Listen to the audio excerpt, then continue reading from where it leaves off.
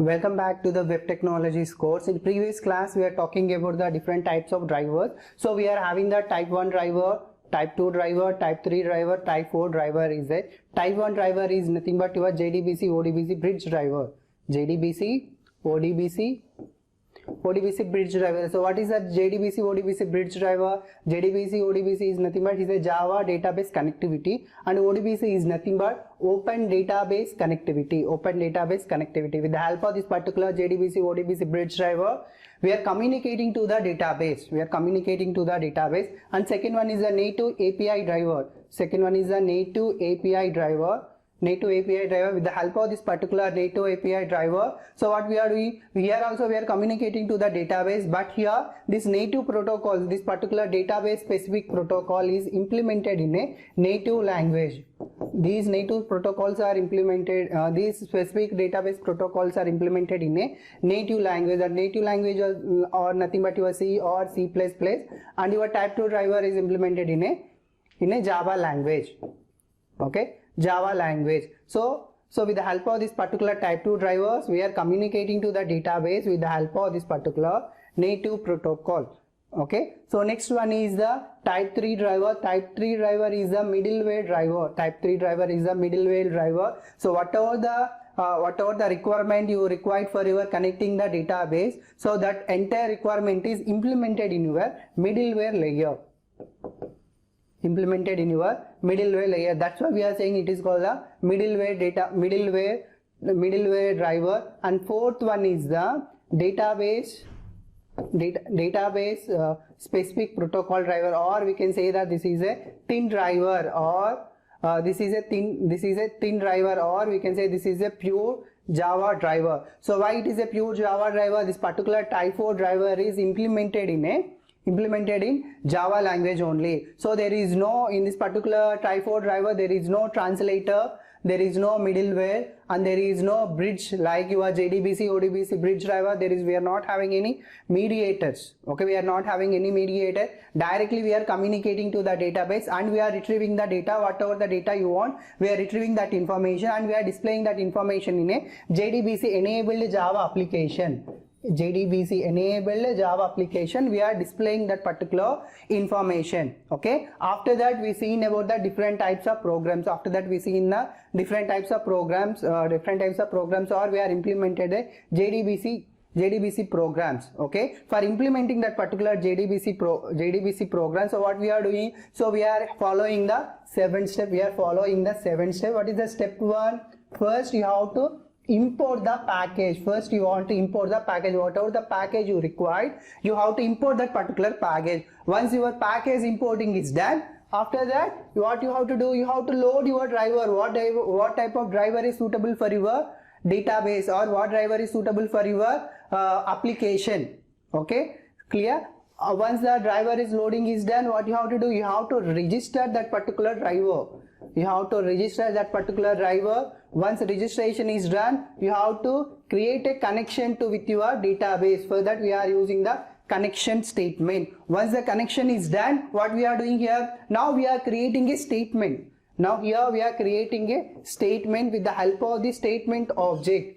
We are creating a statement with the help of the statement object. Once the statement object creation is done, so what we are doing, we are displaying that particular information. Before displaying that particular information, you have to execute that particular query. So for that we are using the execute method.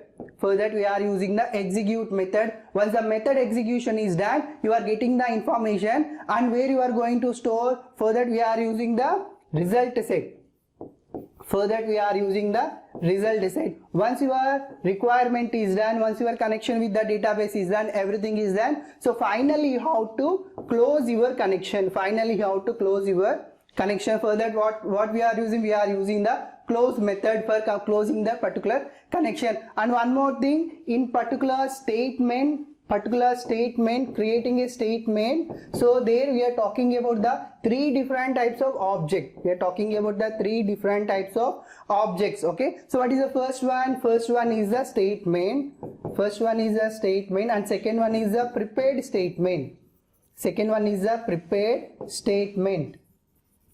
And what is the third one? Third one is the callable statement. Third one is the callable statement. Okay, already we seen the statement is using for the connecting to the database. So how we are connecting? So here you are having the your JDBC enabled Java application is there. Your application is available here. Okay, so after that you are having the your driver is there. With the help of this particular driver, what we are doing, we are communicating to the data. We are communicating to the database. So here your database is there. Your database is available. Okay, so how we are communicating to the database? With the help of this statement we are communicating to the database. In this particular different types of statements, we are using the first type statement object we are using. With the help of that particular statement object we are communicating to the database, means what, we are executing our query there. Okay, so for that we are using the statement object. This particular statement object, with the help of this particular statement object, what we are doing, so we are taking that particular statement, whatever the statement you want to execute, or whatever the query you want to execute in your database. So we are taking that particular query with the help of the statement object, and we are taking that particular statement object, we are taking that particular query and we are executing in a database. We are executing in a database. Okay, if you are calling that particular statement object if you want to execute n number of queries, so for that what we are doing, for that we are calling this particular statement object n times and we are executing that particular statements in our database n times. Clear? We are executing that particular statement in our database n times. Clear? For avoiding that problem, we are using the prepared statement. If you are using only the one query, for executing, or if you are using only the some simple queries for execution, so for that you are for your statement object is suitable. If you are using the multiple statements, or if you want to execute the hundreds of statements or hundreds of queries, okay, so for that, or simply we can say that if you want to execute the multiple number of queries in your database, means what, each and every time we are calling that statement and we are executing in a database. Clear? So here for that, for reducing that burden or increasing the performance of the database or increasing the performance, so for that what we are doing, for that we are taking the help of the prepared statement. So what this prepared statement is doing here, this particular prepared statement, so it act as a bridge between your database and your application. With the help of this particular prepared statement only, we are communicating to the database and we are getting the data and we are displaying that particular data in a application. Okay, so we are preparing a statement, we are preparing a prepared statement, and whenever you are calling this particular prepared statement, so one prepared statement is available in your database. First time, if you are executing that particular statement in the first time, so first time it will go to the database, and it will execute that particular statement first time, and that particular prepared statement is available in your database. That particular prepared statement is available in your database. Next you are executing the one more SQL query, or next time you are executing the one more SQL query, or n number of queries you want to execute. That particular time, what this particular prepared statement will do here is, just it will refer that already available statement in the database, it will refer that particular statement and it will get back to the result and it will display the result in your JDBC enabled application. Okay, so that is the difference between your prepared statement and your statement object. Okay, that is the difference between your prepared statement and your statement object. And third one and last one is a callable statement. Okay, callable statement, we are using this particular callable statement for executing the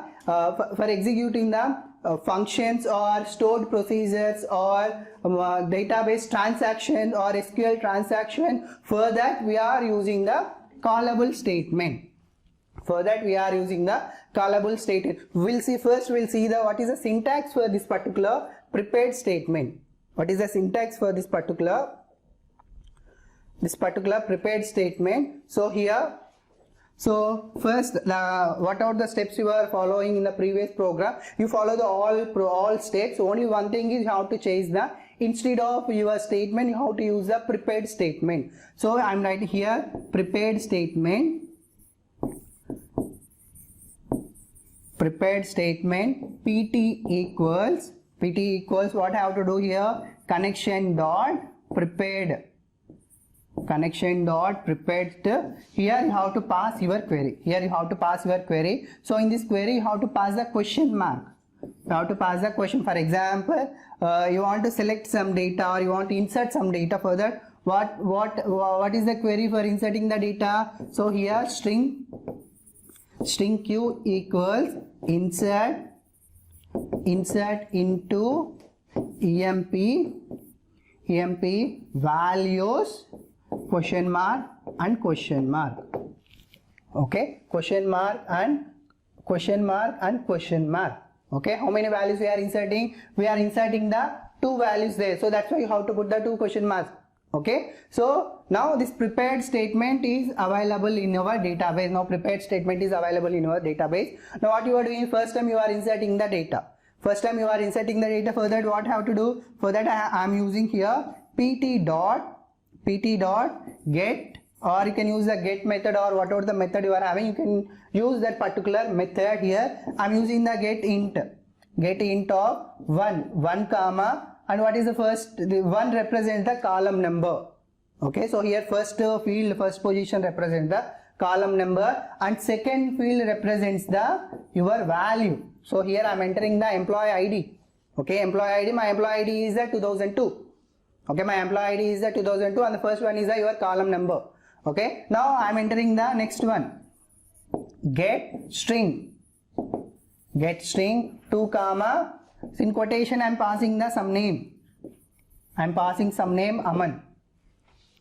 Clear? So like that you have to pass the like that you have to use the prepared statement in your JDBC program. Okay, so this is what I given in the last session as a exam, as a assignment. Okay, this is a solution for your assignment, and remaining steps are same whatever you are writing in your previous program, and all those steps are same here. Okay, next step. Next so in third unit we are talking about the servlets. We are talking about the servlet. So what is this particular servlet, and what kind of what is the use of this particular servlet, and why we are talking this particular servlets in our web technology? That all those things we'll see. Chapter first we'll see the what type of content we are going to cover in this particular chapter. First we'll see the introduction about your web servers, introduction part. After that we'll talking about the Tomcat web server. Next we are talking about the introduction to your servlets, and next we are seeing some traditional CGI servers, and we are seeing some structure of the your servlet, and with the help of that particular servlet we are generating the plain text.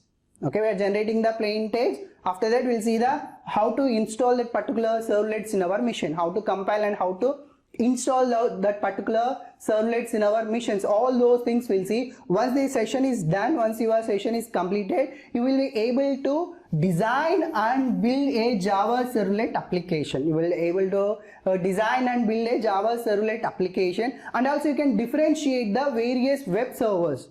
You can differentiate the various web server. What is this particular web server using, and what is this application server, and what are the types of web servers are available, and what is the Tomcat server, and what is the Glassfish server. All those servers you will identify with specific feature. Okay, so first we'll dive into the introduction part. First we'll see so here first we are talking about the server. What is that particular server?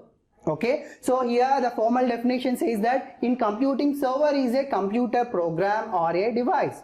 Server is a computer program or a device that provides a functionality for other programs, or devices called clients. Okay, this architecture is called the client server architecture. Now what this particular definition saying here is, so here the server is a computer program, or it is a kind of some device. Okay, it kind of some device. So here you are having your server, or we can say this is a computer program. Okay, this is a computer program, or we can say this is a one device. Now we are having the one client mission is there. One client is nothing but, so our mission. or you can take your web browser. Okay, you can take your web browser. In that particular web browser, what we are doing, so simply we are opening, internet is available, we are opening the google.com, and whatever the stuff you want, you are typing there. Okay, whether that stuff will be useful for you or that stuff will be not useful for you, whatever it may be, everything is available in your google.com, right? So what that particular google.com is doing here, so first we'll see one small example here. So here this is called the server, this is called the server, and this is called the client machine. This is called a client machine, or we can say this is our laptop or our. So here we are opening our web browser and we are typing the google.com. Google.com, immediately what you will get one search box. What you will get? Immediately you will get one search box. There what you are doing, you are typing something, you are typing some XYZ. You are typing some XYZ. Whenever you are clicking on this particular search icon or search button, whenever clicking on the search button, there it will take. So there what will happen, this particular, whenever you're clicking on this particular search button, it will send one request to the server. It will send one request to the server. So what is our server name? So this is a Google. So we are using the google.com website. That's why we are saying this is a Google server. Okay, this is a Google server. So that particular request will go to your server. Okay, so what this particular server is doing here, so what this particular server is doing, it will take the request from the client machine. It will take the request from the client machine. It will take the request from the client machine. If the service is available, what it will do, it will give reply back to your client machine, or you will get some response from your Google, right? So whatever you are typing, for example, you are typing the Vignan University.ac.in, or you are simply typing the Vignan University. Okay, so what you will get the lot of stuff regarding to your or related to your Vignan University. You will get a lot of stuff. That may be the image format, image data is there, or text data is there, or you will get some audio and video data also available in this particular page, right? So how you are getting that particular information, from where you are getting that particular information, okay, and how that particular information is displaying in your HTML page, or in how that particular information is displaying in your web browser. What is the background? What is the background is going there? Okay. So here in background, what is going in background here is, so simply you are clicking on the submit button, or you are clicking on the search button. So it will send one request to the Google server. So Google server will process that request. It will process that request and it will give a response back. That information is available in a HTML pages only, right? So whatever you are getting in your web browser, so that is called a HTML page. Okay, that information is available in the HTML page. Means what? Your Google driver, your Google server providing the service to you.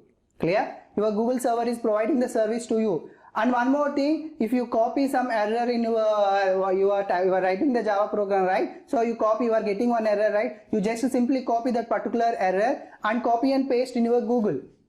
Okay, if the error is matching with that particular available information in the Google server, it will display. So this is the error. This is the suggestions for recovering that particular bug, or this is the suggestions for removing that particular error. All those suggestions you will get in a Google, right? If the error is not available in your Google server, if the error, whatever you are copy and pasting in your Google search box, so if that is not available in your Google, so what you will do, or what that particular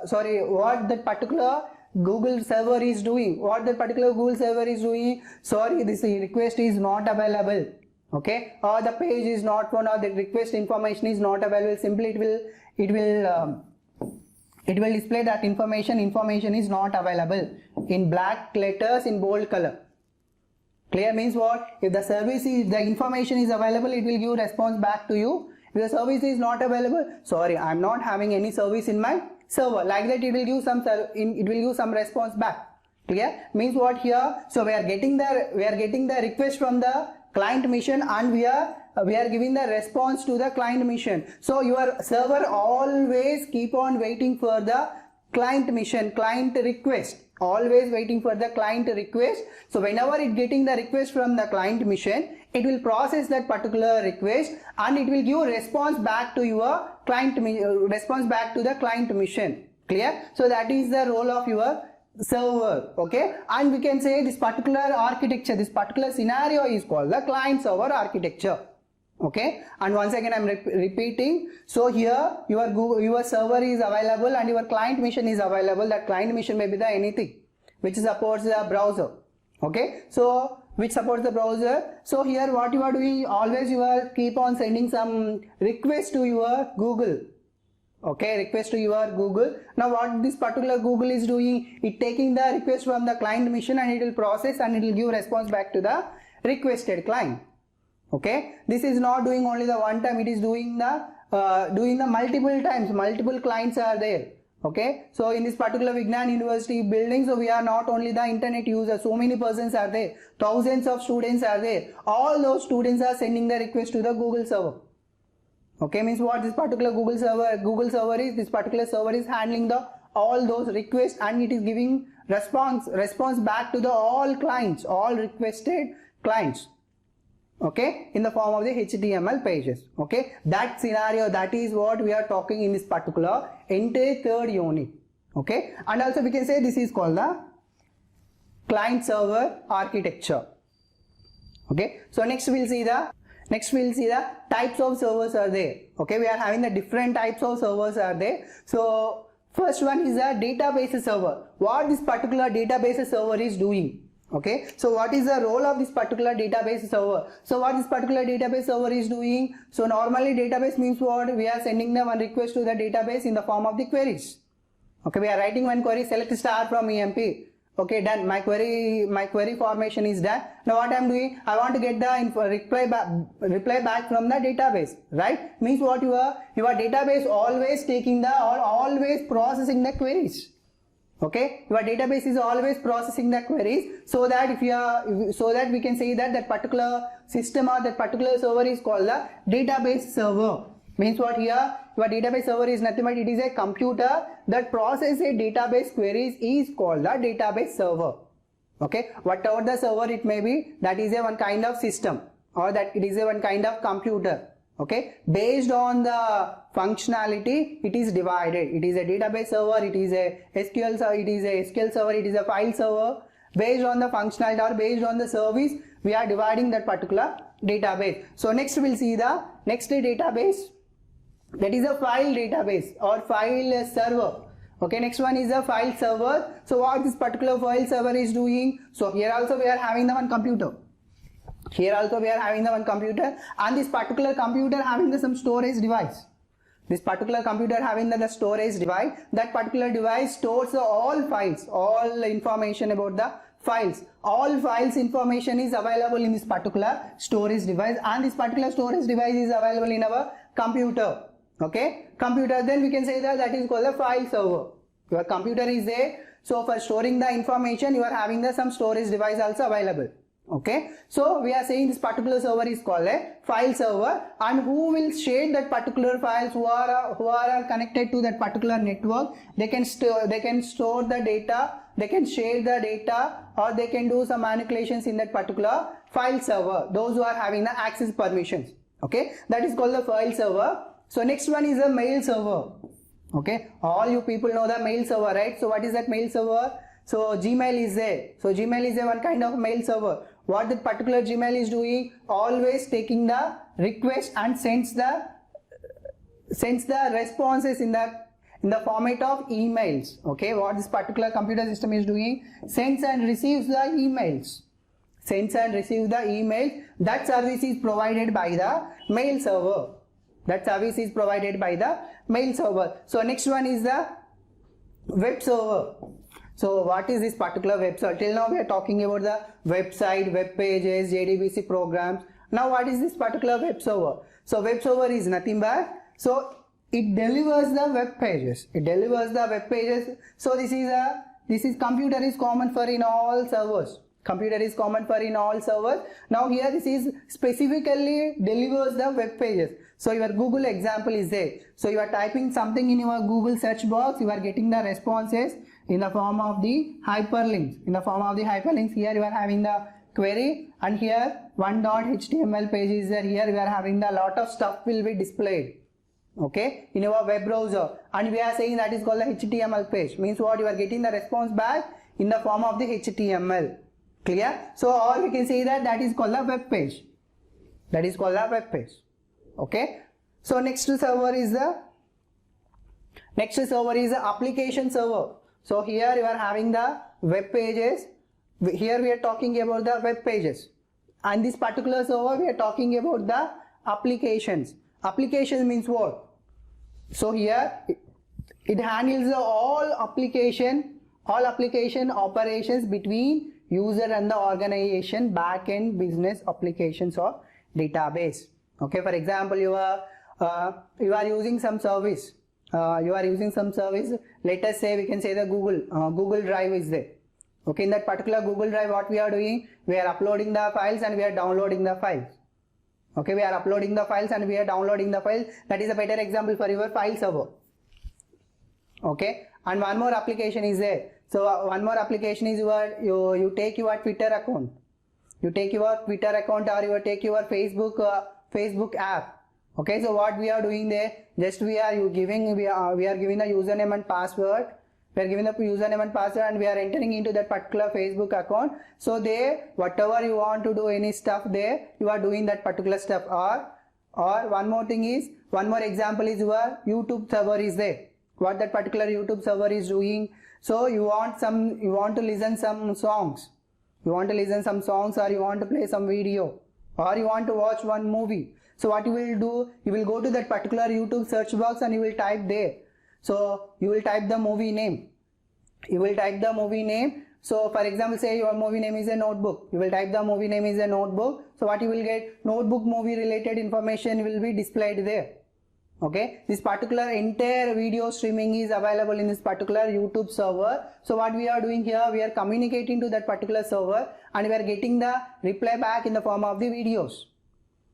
Okay. Videos. Clear? And one more better example for your application server, you can take your Just Dial application is there. In that particular Just Dial application, what we are doing? Just we are typing one location there, or we are typing some Bharat Gas. You are typing some Bharat Gas and immediately will get some responses. Means what? In the particular location, you are having the Bharat Gas agencies. In the X location, you are having the Bharat Gas agencies. In Y location, you will get the customer service of the Bharat Gas. Like that you are getting. Clear? That is also one kind of application for your application server. Okay. And last one is the these are the servers, and these are the I am talking only the few servers only. There are so many servers are available in the internet. Okay. These are the main servers.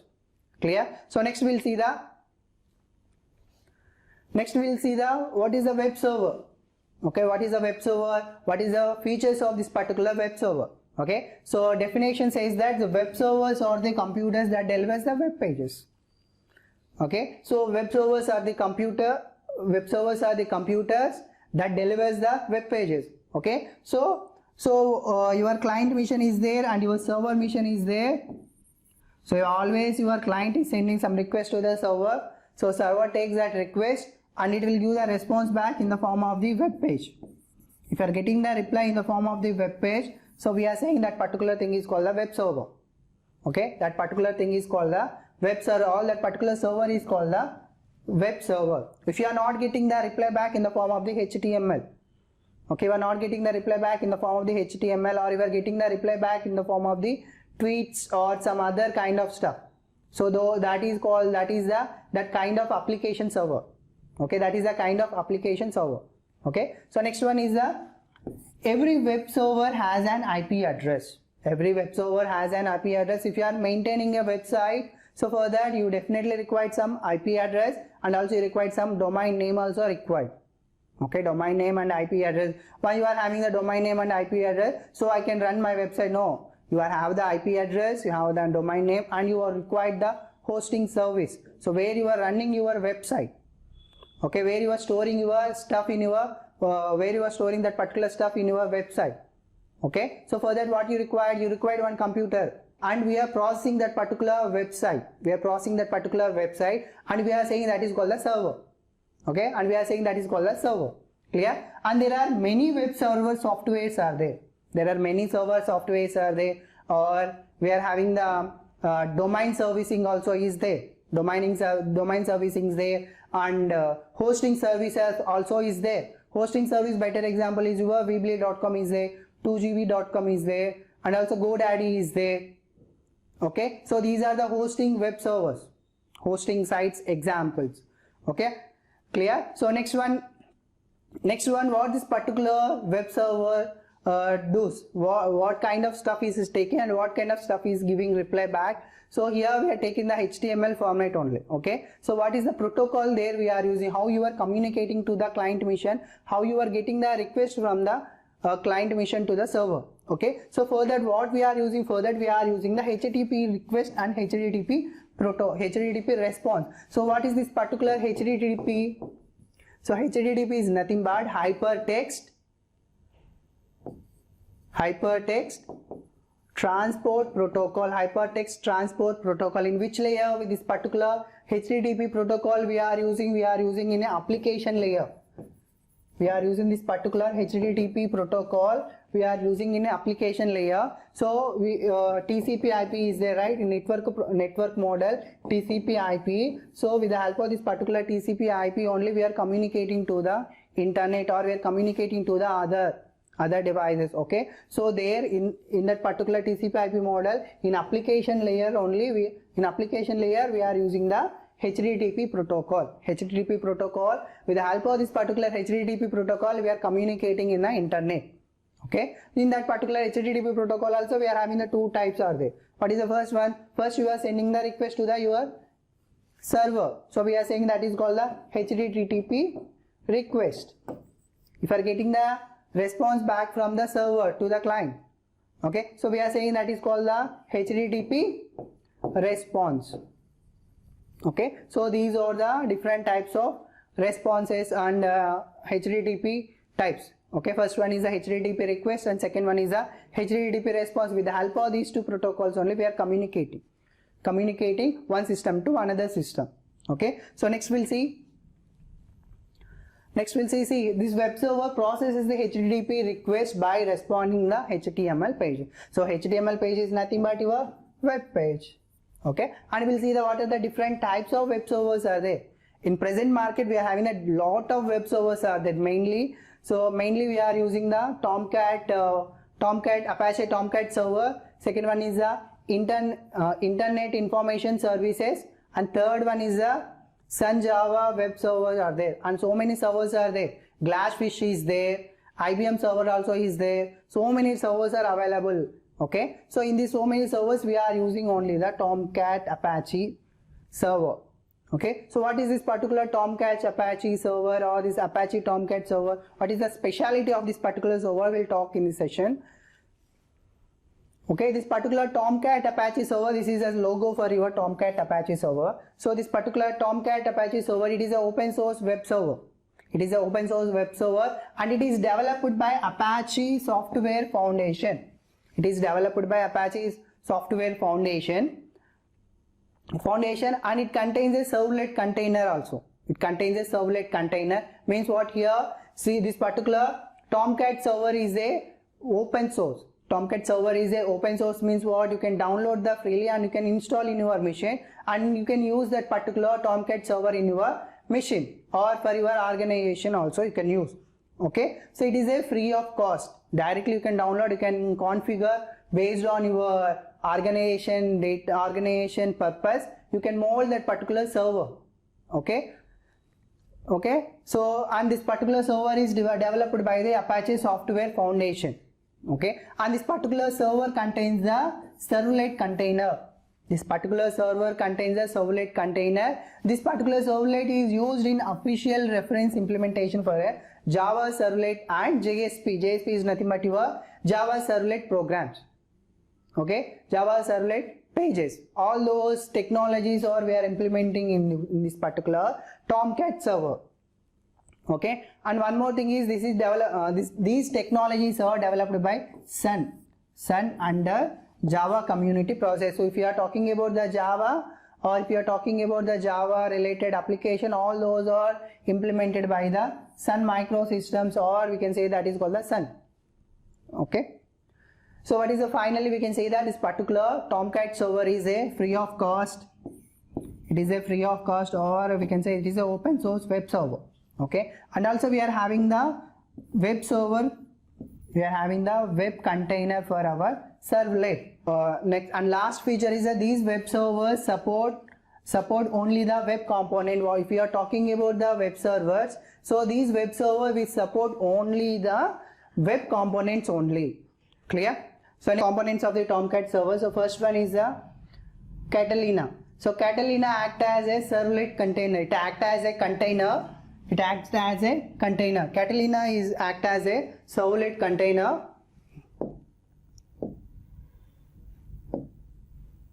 Catalina acts as a servlet container. So next one is a Coyote. Coyote acts as a HTTP connector.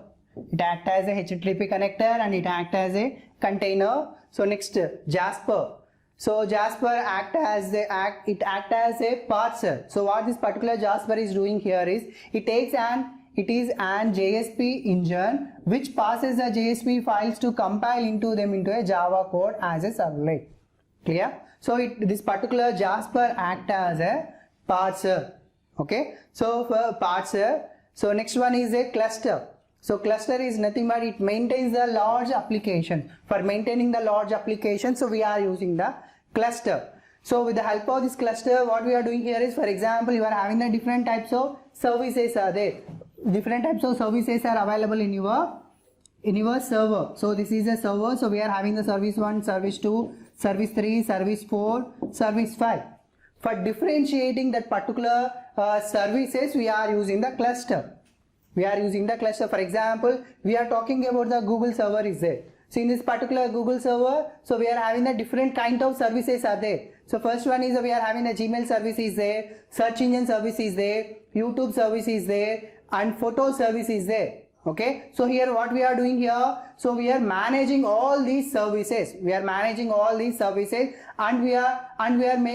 what we are doing here, we are managing all these services, and we are making sure that services are not colliding with the other services for maintaining that capability. So for that we are using the cluster.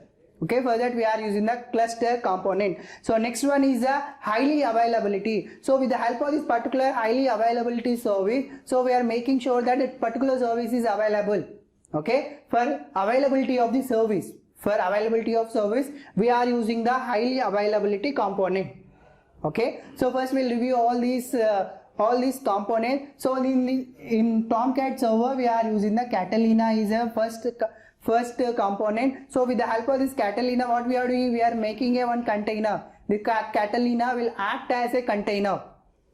It acts as a servlet container. So next one is a Coyote. Coyote acts as a HTTP connector for connecting your client page or client page and the server pages, or for getting the request there we are using some connections, right? So for that we are using the HTTP connector. Your Coyote acts as a HTTP connector, and your Jasper, it will take the information, it will pass the information, and it will convert into the servlet. Java code are converted into the servlet, right? So for that we are using the Jasper component. So next one is a cluster. For differentiating the applications, for differentiating the services, for that we are using the cluster component, or we can say that all these components, with the help of all these components, so what we are doing, first we are having the container. So in this particular container, so with the help of the HTTP connector, we are connecting or we are communicating to the database, or we are communicating to the server or service. That particular service we are communicating with the help of the HTTP connector. After that what we are doing? After that we are parsing. We have to validate particular servlet or that particular Java code, right? For that we are using the Jasper. Jasper will validate, or it will parse the servlet program, or it will parse the Java code program into the servlets. Okay, next one, with the help of this particular cluster, we are maintaining the large applications. And highly availability is nothing but, so availability of the services, we are making sure that, so you are implemented or you develop your application. If the service is not available, what will happen? Your application or your organization will be in a loss. So for maintaining the availability of the service, we are using the highly availability component in our Tomcat server. These four These 4 or these 5 components are very important in our Tomcat server. Okay, with the help of these 4 servers only we are maintaining our website, or we are maintaining our web pages dynamically or efficiently. Okay, so next one is what is this particular servlet? We are talking about the servlet, right? What is this particular servlet? So servlets are used to create a web pages or web application with the help of this particular servlet technology. So what we are doing, we are creating the web applications with the help of this particular servlet. So these Java programs, these particular Java programs which generates the dynamic web content. Okay, for creation of the web page we are taking the help of the servlet. So this particular servlet is available in the Java code only. Okay, this particular servlet programs are available in the Java program only, or we can, with the help of the Java programs, what we are doing, we are implementing the servlet program, or we are implementing the servlet in our server. Clear? So next, these servlet act as a middle layer between the requesting client, browser and database or applications on the HTTP server.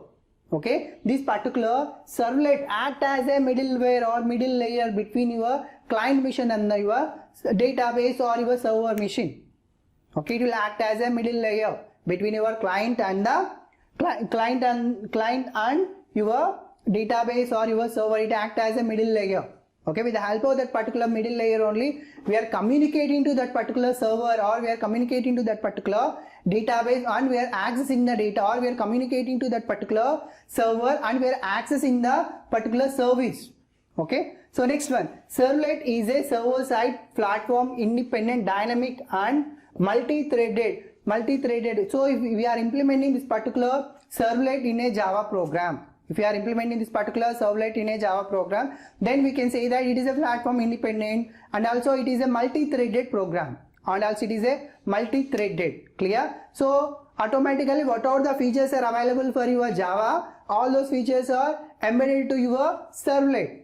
Okay, servlet means what here. And one more point is, so here your servlet is a server-side program only. We are not executing inside the client machine. That particular servlet program, that particular servlet is executing in your server machine only. Okay, server machine only. Then only we are getting the request, then only we are getting the response from the server. If the servlet is available, that particular requesting servlet is available, so it will map to your servlet and you will get the response back with the help of the HTTP protocol. Okay, so next, this particular servlet is a Java class that is a dynamically process a request and construct the responses. Whatever that you are requesting to the server, so it will take the request from the client machine and it will process that request, and it will give response back to the client machine in the form of the responses. Means what? It has to construct the response. It has to construct the response in the form of the HTTP response. You are getting the request from the client machine, right? So there what we are doing, what kind of protocol we are using? There we are using the HTTP request protocol. With the help of that one, we are getting the request from the client machine. With the help of the HTTP response protocol, we are giving the response back to the requested client. Clear? So that is what we are talking here, and it is dynamically generate the HTML pages in response to request. And last one is a servlet is mostly implemented for HTTP protocol, and the name is called the HTTP servlet. Okay, so here this particular HTTP servlet, this particular servlet is implemented in a HTTP protocol, based on the HTTP protocol. So we are implementing this particular servlet. Clear? So that's why we are saying this is called the HTTP servlet. This is called the HTTP servlet. Okay, it's clear? And second one is it generates the dynamic HTML pages. You are getting the information from the server, right? So there that information will be generated dynamically. And you are getting that information from the server, and you are displaying that particular information, that particular response in your client machine with the help of the HTML, or we are displaying that particular response in a web page, in a web browser in the form of the web pages only, or we are displaying that particular response on the client mission with the help of the web pages only. That also a dynamic content. If it is static, means what? There is no change in that particular content. That is called the static web page. Dynamic web page means what? We are changing some content, keep on changing. Okay, for example, better example is your weather forecasting websites are there, or your news websites are there, or your Crick info website is there. Each and every time that information is updating. So where you are getting that information, you are maintaining a one server. From that server you are getting the data and you are updating that particular page. Clear? That is called the dynamic content. Okay, so next we'll see. So here with the help of this particular servlet, so what is the first one we are doing? The servlet is deploy and run a servlet. A web container must be used if you want to deploy that particular servlet. For that what you require? For that you require the one web container. For that you require the one web container. That web container is available in our Tomcat server. That web container is available in our Tomcat server. Okay. So next one is a web. So what is the use of this particular web container? So with the help of the web container only we are implementing and we are deploying this particular servlet. So with the help of this particular web container only we are interacting with the services, or we are interacting with the servlets. Okay. So next one is the web container is responsible for managing the life cycle of the servlets. Okay. So here we are having the 3 points are there. So first one is the servlet uses the web container. Servlet uses the web container. It uses the web container, and here with the help of this particular web container, what we are doing? We are interacting with the server. Okay, we are interacting with the server with the help of this particular web container. So third one is third one. What we are doing? We are maintaining and we are managing the life cycle of the servlet.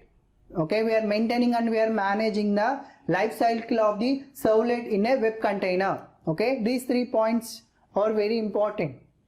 Okay, so next we'll see what is the job of this particular servlet. So the job of this particular servlet is, now only we are talking.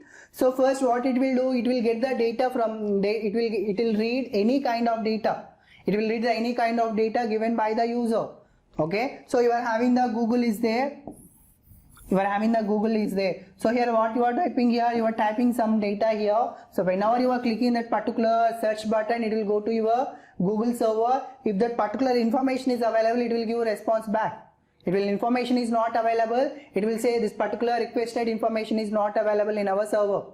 Okay, so clear? Means what here? Your servlet is reading the data, any data given by the user. Okay, next what it will do, look up any other information about the request that is embedded in the HTTP request. Clear? So here what you are doing, you are requesting some service to your server in the form of the HTTP request. It will check whether any information is available in this particular HTTP request or not. Any kind of request information is embedded in this particular HTTP protocol or not. If the request information is available, it will process that request information. It will process that particular request information. Next what it will do, it will generate the result. The request is there and your information is also available. What it will do, it will generate the result and it will pass that particular result to the requested client mission in the form of the document. Okay, means what here? Format the result inside the document. Format the result inside the document. After that you set appropriate HTTP response parameter. You set the appropriate HTTP response parameter and you send that document back to the client mission. You send that particular document back to the client mission. So finally what we are doing here is,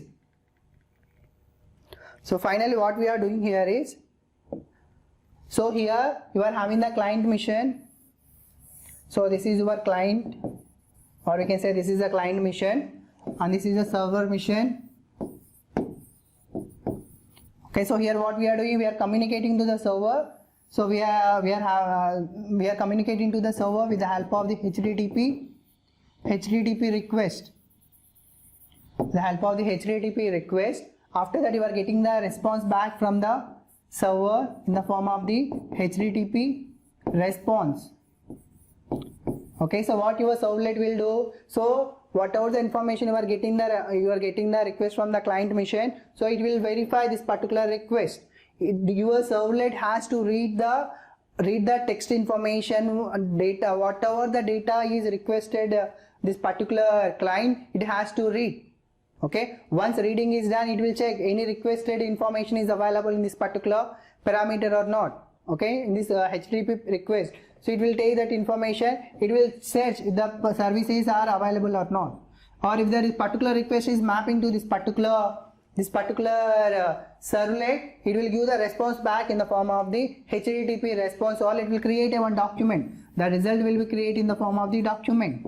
It will pass that document to the requested client machine. Okay, if the service is not available, what will happen? Okay, if the service is not available, see here, service 1, service 2, service 3, service 4 is there. Service 1 is available, if we are taking that particular information, we are creating a result and we are passing that particular result to the client machine. If the service is not available, what that particular servlet will do, or that particular web server will do. So here what it will do, it will check the helper. It will check the helper. That helper is available in this particular web container. That helper is available in this particular web container. So it will check if the service is available or not. Now what I have to do?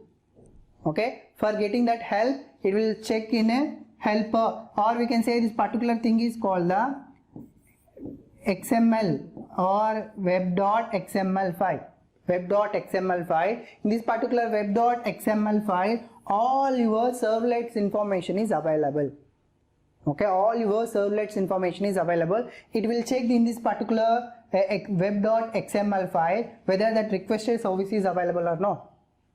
If it is not available in the server, it will check the web.xml descriptor. Okay, it will check in a web.xml. If the service is available in this particular XML file, it will give response back to the requested client. If the service is not available, it will check the entire web.xml file. So requested service or requested information is not available, or it is not mapping. Okay, that it will give reply back to the client machine, or requested page is not available. Requested page is not available in our server. Clear? Like that it will give the some response back, or we can say that, so page is not found. So page is not found. Page not found, 404 error, something you will getting, right? So that is what that page is not available in our web server. Clear? That is the meaning of that page 104 is not available. Means what? That service is not available in your web server. Clear? Is it clear? So this particular web.xml file, with the help of this particular web.xml file only, we are mapping our servlet. So in this particular web.xml, you are having the two parameters. Web.xml file, we are having the two parameters. First one is the servlet name, and second one is the service mapping. Service mapping and servlet name is there in the form of the XML file. Clear? So it will verify the XML file. If the service is available, it will give reply back. If the service is not available also, it will give the reply back, service is not available. Or page 404 error, or page not found, that kind of information will be displayed in our web browser. So next we'll see. Okay, so next we'll see the common gateway interface. What is this particular common gateway interface? Here is, okay, this particular CGI, or we can say that this is called a CGI script. So these CGI script on these particular servlets are running inside the server machine only. It is not running inside the client machine, it is running inside the server machine only. That's why we are saying these scripts are called the server side scripts. Okay, these scripts are the server side script. Before your servlets, we are using the CGI script, that is a common gateway interface. Okay, common gateway interface. These CGI script used for running the server side application. We are using this particular scripts we are using for the running the server side application. So next, okay, these scripts generates the dynamic web pages only. Okay, so in servlets also we are generating the dynamic web pages, and here also we are generating the dynamic web pages. Then why we are going to the Java servlets, and why we are not using this particular CGI script? Means here this particular CGI is a very oldest technology. It is a very oldest technology, and for every request it has to create a new process. For every request we have to create a new process. If it takes a huge amount of time for it takes a huge amount of time, and it consumes a more energy or more resource in our mission. Okay, that's why we are not using this particular CGI. So next one is that there is a limit on number of processes. Okay, so there is a limit on number of processes. Clear? So it is a old technology, and if you want to get a response back from your server machine, so what it will do, it will has to create one new process. That particular process, creation of that particular process, it will take the huge amount. If you are requesting the n number of requests to your server machine, so it will create the n number of new processes. It will take the huge amount of time, and also it will consume the more energy or more resource in your mission. Clear? So that is the main drawback in our CGI scripts. That's why we are moving to the servlet, Java servlets. Okay, so we'll compare advantages of Java servlets with the traditional CGI. Okay, so first one, it is very efficient. Means what? Here your servlet is very efficient. Okay, so now only we are talking, if you want to create any request in your CGI script, in your CGI server, so what it will do, it has to create a new process. For creation of that new process, it will take the huge amount of time. It will take that time, and also it will occupy the more resource in our mission. But here we implemented this particular servlet in a Java language, right? So we are implementing this particular servlet in a Java language. This particular servlet will occupy the more memory, and also we are running this particular servlets with the help of the thread concept. So thread, already you know, thread is a lightweight process.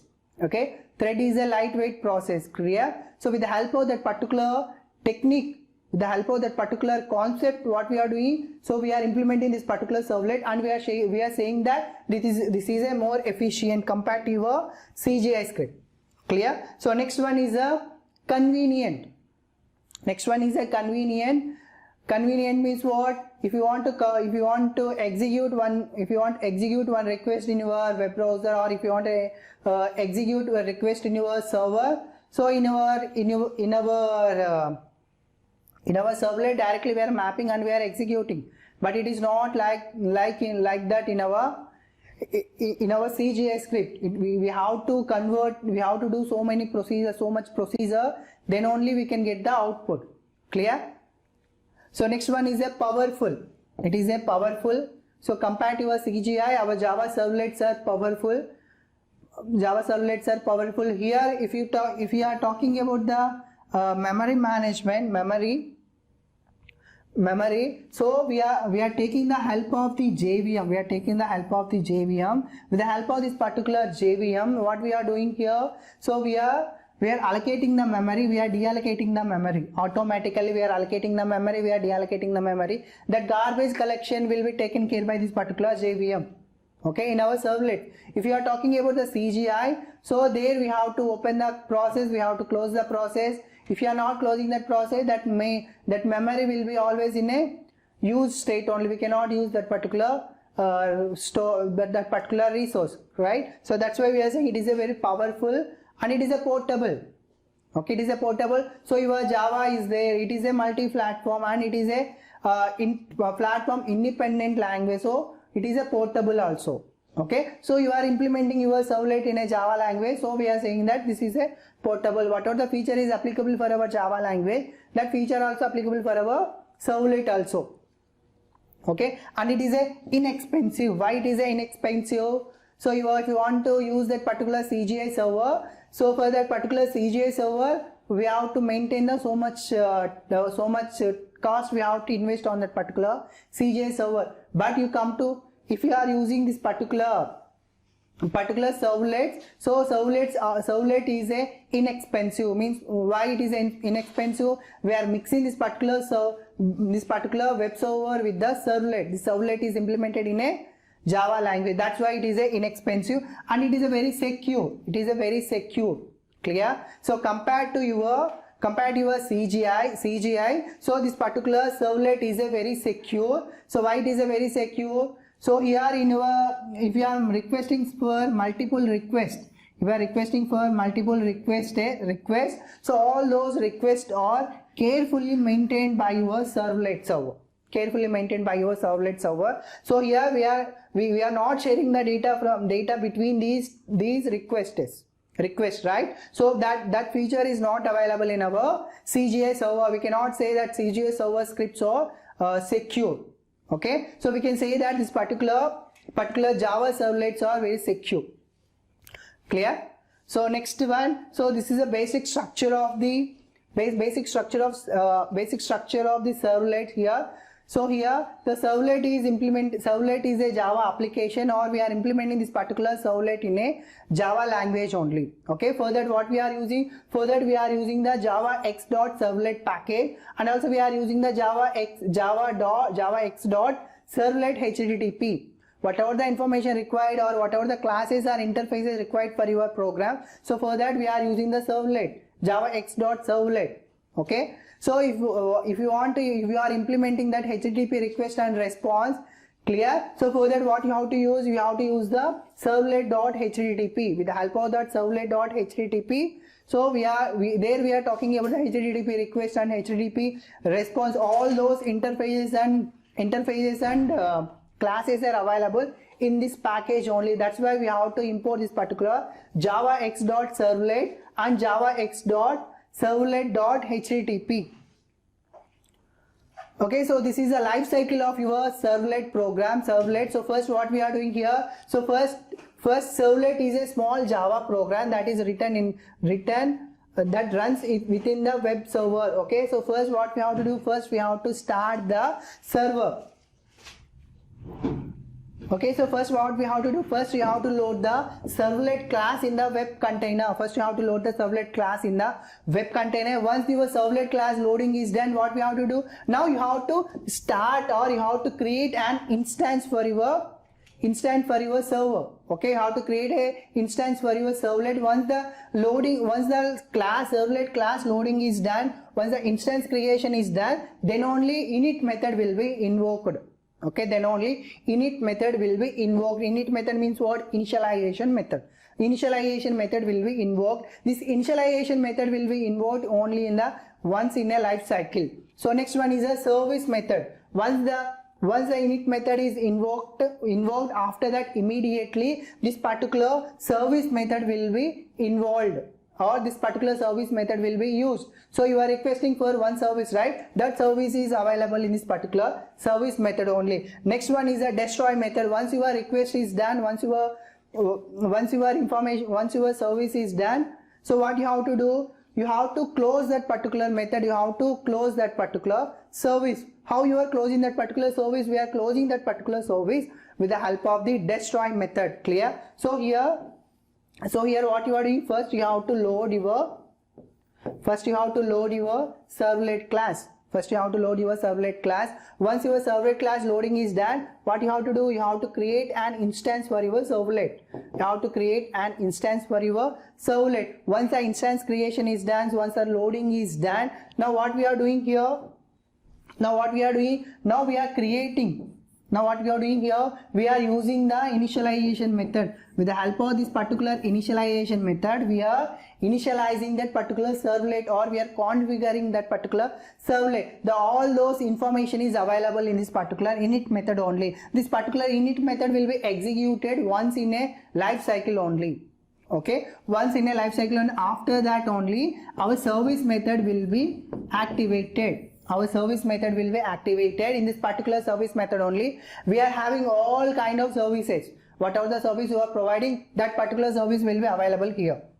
Okay, available here, and we are implementing this particular service. Okay, so next what we are doing, once your service implementation is done, once your service utilization is over, now you have to close your service, or you have to destroy that particular service with the help of the destroy method.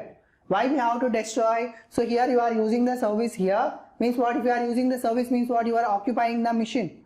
Your mission is occupied or your resource is occupied.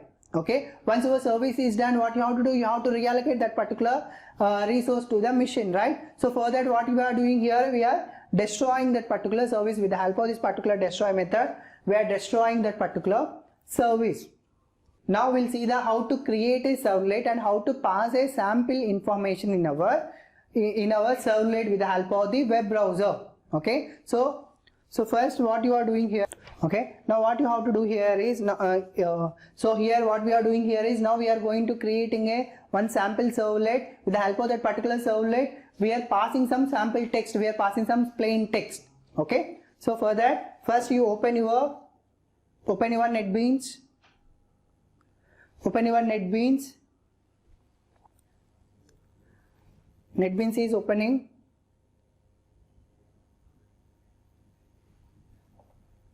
Okay, go to the new project, create a new project, select the Java. So Java web. So write your. So here why we have to select the Java web? Because we are communicating to the servlet with the help of the HTML page and we are getting the response back. So for that only we have to select the Java. Okay. How to select the Tomcat server. So this is for running the servlet, compiling the servlet.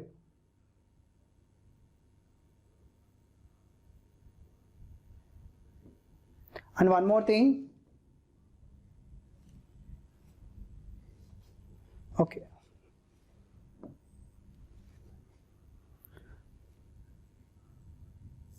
Okay, so here this is the we are creating the client request, right? For that I am developing one HTML page.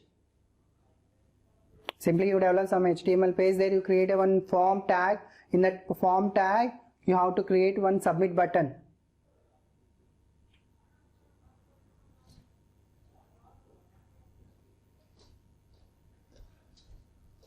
So here form tag action equals, you have to mention your servlet name here. You have to mention your servlet name. My servlet name is a test1. So method equal to get.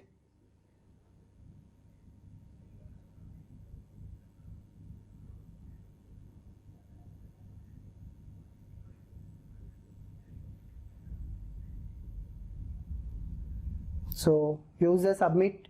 So whenever clicking on the submit, it will interact with your database and it will interact with your server. Okay, inside that server, there what we are using the test1 is nothing but your servlet name.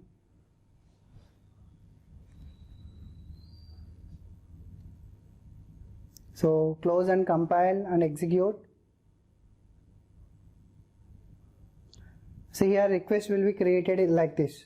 IP address, what method you are using, everything will be created here. So that particular servlet we are not created, that's why you are getting the error there.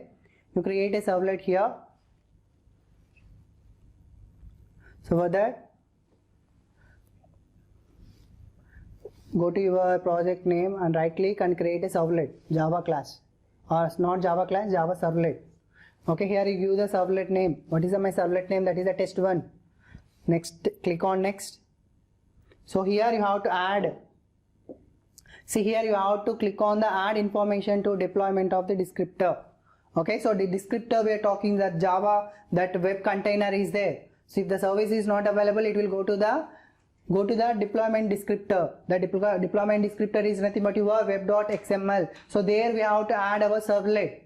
There we have to add our servlet. If the servlet is available, then only we'll get the particular service. If the service is not available, so what we are doing, if the servlet is not available in this particular .xml file, so it will display the service is not available.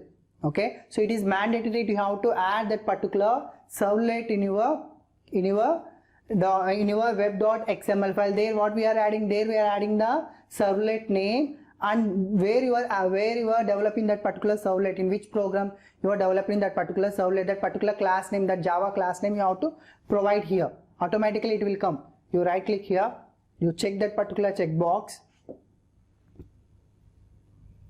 and click on the finish. So your descriptor will be automatically built.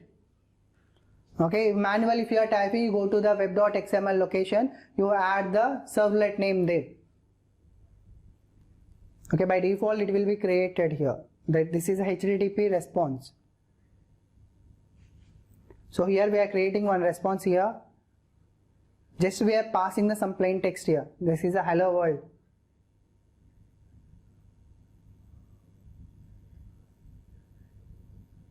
So here we are using the get method.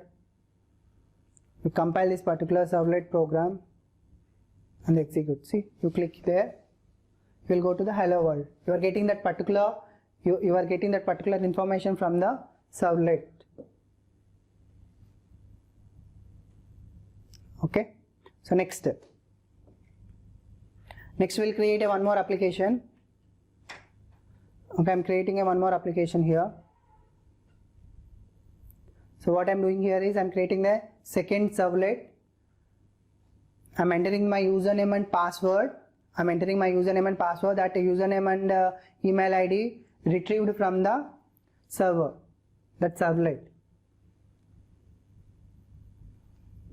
So here HTML code, I'll forward this HTML code.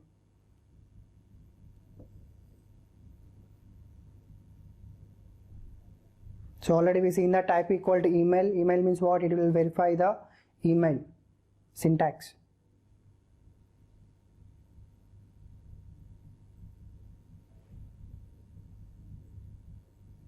So here, and one more thing here is you have to must give the name for your method. You have to must give the name here. This name parameter, this particular name attribute is compulsory. Okay, so here what we are doing here, first we are passing the name. So here my name is I'm giving this particular name is the name. So next I'm passing the email here. So my type is the email. Okay, so here my name is the email. Okay, so we'll see you have to mention the name compulsory here.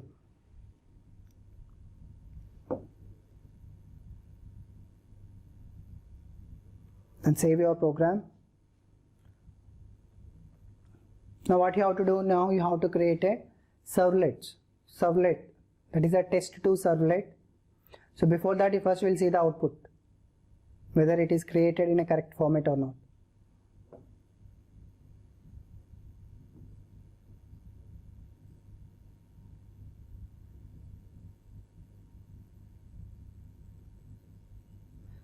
Okay, so this is output. So this is my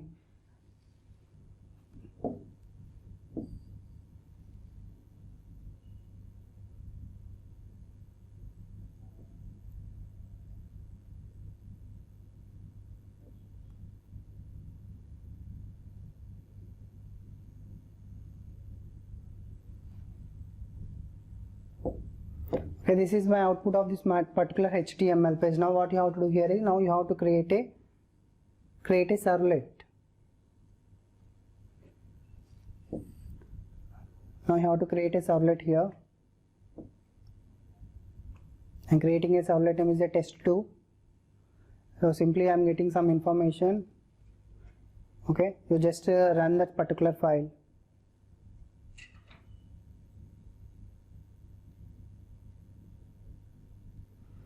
Run this particular file.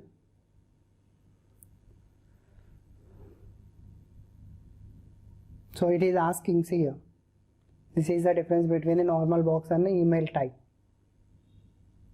Click here. So I'm not mentioning anything there, so simply it is displaying the path information there.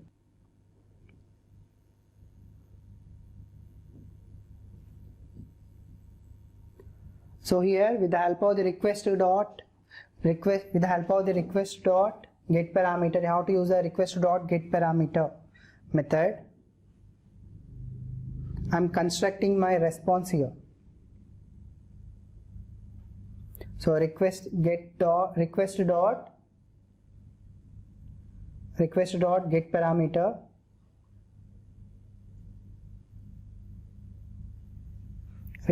get parameter. So here get parameter name is there. Name means what? The first box name. Okay. Compile. See here, I'm giving the name here. That you have to pass there. Okay. See here, the name will be displayed here. Okay. So next step.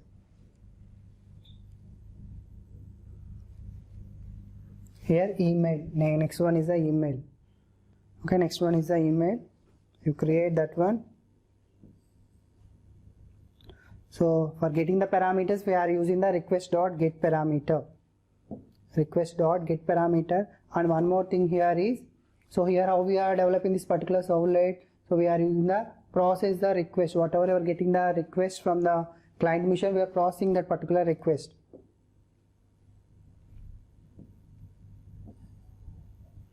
Okay, so this is the output. Okay, so thank you guys. In next session we'll see the servlet programs in detail.